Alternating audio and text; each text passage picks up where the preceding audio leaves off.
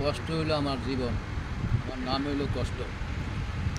ওমানা আইয়া এরকম কষ্ট করি ভাই, বলার বাইরে। এরকম দিন আছে কাজে গেলে গোসলের মতন পানি পড়ে, সে মনে অনেক কষ্ট করি ভাই, বলার বাইরে। মনে ডিউটি মেনে গেলে বড় করি বলো। হ্যাঁ, ডিউটি মেনে গেলে ভাই গোসলের মতন পানি পড়ে শরীরেতে। কাগজ যদি ঘুরলা সেট দেয়, মনে করেন কলের পানির মতন করে গাম। এই গাম মনে করেন লইয়া মানুষের কাজ টাজ করে আয়ার ও ভাই লাশের মতন করে দেয়।